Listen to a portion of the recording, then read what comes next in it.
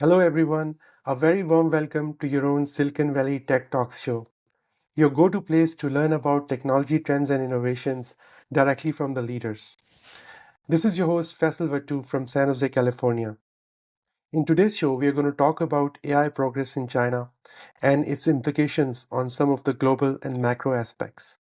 We are fortunate to have Olaf Groth as our guest today. Olaf is Global Strategist, think tank founder, and writer of multiple AI books. He is founder and CEO of think tank advisory firm Cambrian Futures. Olaf is also part of faculty of University of California Haas School of Business, Hult International Business School, and University of Technology Malaysia. So without any further delay, let's go and talk to Olaf and learn from his insights. Hi Olaf, welcome to our show. How are you doing today? Hey, I'm very well, Faisal. It's good to see you, and it's always good to have a conversation with you.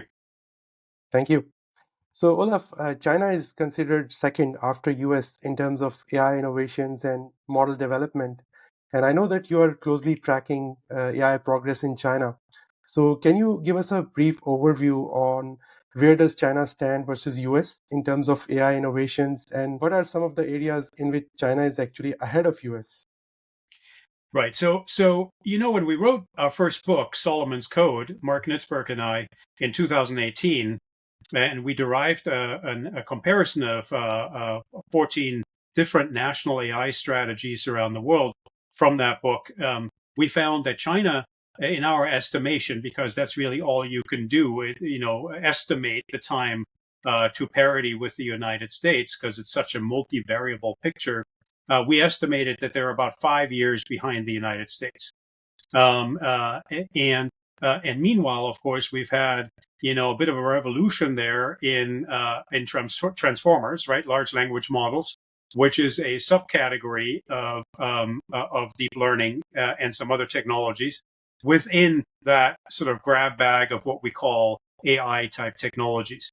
And with that greater focus on both large language models as well as the underlying compute technology, also driven by restrictions on compute technology, meaning chips, by the United States. China has actually invested tremendously in that underlying compute infrastructure and the AI that sits on top of it. And I would now second what Joe Tsai, the co-founder of Alibaba, said just this year, I believe, that China is about 2 years behind the United States. So he meant that, I think, in sort of a realistic, self-critical assessment of their capabilities. Um, and I'm actually in trying to say that they have caught up quite a bit in certain types of AI technologies like transformers. The other area that China is starting to forge into is open source AI, because with more and more restrictions coming from the United States, that of course are in turn,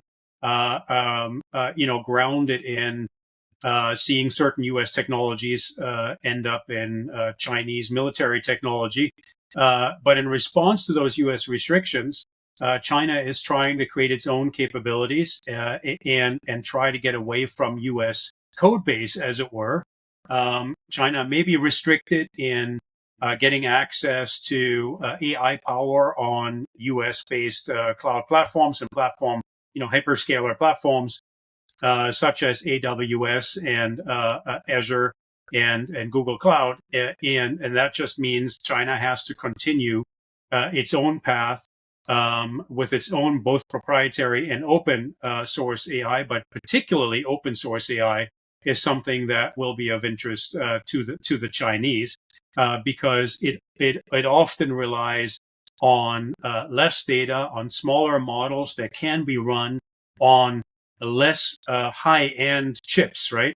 Imagine restrictions on GPUs from NVIDIA, obviously putting a bit of a restriction on how China can develop and train artificial intelligence models. And so they're now forging ahead, investing in their own infrastructure and their own models, smaller models that can be run on less sophisticated chips.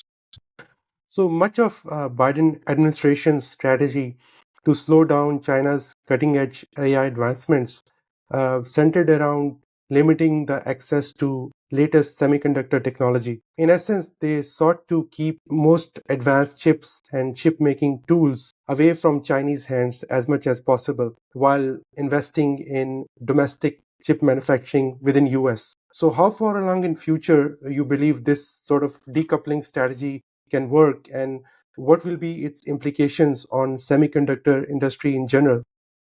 Yeah, look, I think the medium to long term, unfortunately, we're looking at a decoupling, not economically between China and the United States, but when it comes to very discrete spaces of technology, and you've called some of them out, like the tool making for semiconductors, and potentially some foundational model design, as it were.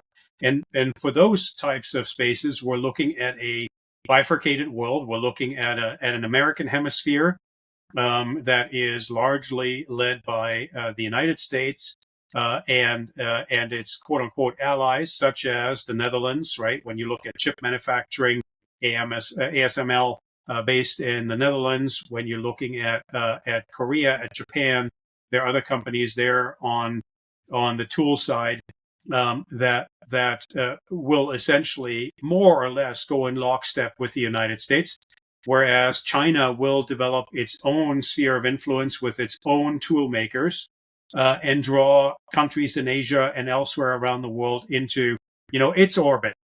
And so I think that development is pretty much underway now. And the stricter these restrictions become from the side of the United States, the more these two hemispheres will develop.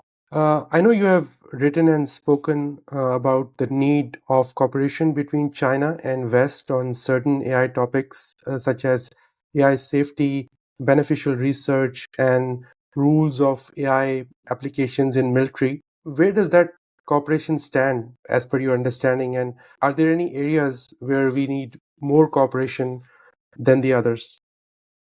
Yeah, look, I was very encouraged to see that the Bletchley Summit and the following Seoul Summit and the one that is coming up now in February, the AI Action Summit in Paris, which is the third in a row, that those summits are very decidedly involving, not just many non-leading countries around the world that, of course, are impacted by and benefiting from the AI developed in the leading countries, but also China itself. It's very, very important to involve China.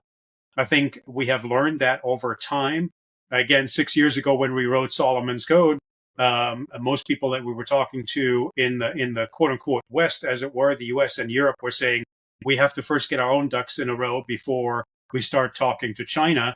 Luckily, we've changed our tune a little bit because it's very obvious that China is progressing way too fast on some of these emerging technologies, and especially on artificial intelligence. And its influence around the world is way too large, not just through AI and digital technology, but also its Belt and Road Initiative, right? Keep in mind that's some 100 countries, 50% of global GDP. And so China's influence is tremendous, and we have to talk to them and engage them as true partners in globally governing artificial intelligence, making different regulatory regimes interoperable between the different countries and the different regions, and coming to some kind of minimum common denominator on what AI safety and security and ethics really means. There will always be significant differences between China and the Western economies, as it were, on the interpretation of those ethics. Political stability and political control in China will always be a top priority. With or without Xi Jinping, I think that is something that we have to understand. It's a fallacy to think that China is going to come around to some Western mode of governing itself. We've learned that the hard way. And so we need to accept some differences, but chip away at them. And that is really the art and craft of diplomacy, whether it's corporate and technological diplomacy or whether it is national security diplomacy or foreign policy. We have to chip away at these differences and really get down to a more granular understanding of what problems we have overlap in, where do we need to and can we share best practice learning, right? So on AI and cars, nobody, as my friend Mark Nitzberg used to say, nobody wants to lose an arm in an autonomous driving accident, as it were, no matter where in the world you're located. Everybody wants to do something about climate change, although, arguably we'll have to see what the new US administration will say about this. But the rest of the world, more or less, understands that it's important to use AI for, mitigating climate change and adjusting to climate change. Um, and everybody around the world also understands the very tricky and dicey area of AI and military technology and the militarization of civilian technology.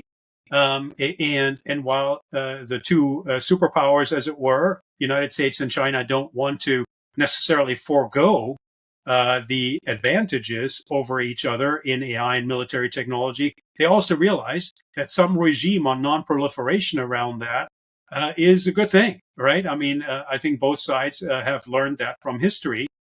Adversaries can at the same time collaborate and compete. We've done that with Russia, and we will do that again with China. So minimum common denominator kind of things, common interests, whether that's in autonomous driving or education or health or climate change or managing migration, or understanding flows of currency around the world, flows of energy around the world. Those are all things that we need to get much better at as our global system of systems is becoming more and more complex. We need to have more control, each country by itself, around these different flows within its borders, but then also together about those flows between countries, right? And that is true notwithstanding some level of competition. As you know, data is paramount as it comes to training AI models and then using inference to extract information out of AI models. And I think that China would not have obviously any issue getting access to all their domestic data. I believe tension will be around access to the global data. So, how do you see this battleground shaping up between US and China on the access to global data? And what will be the implications on end user of this tension?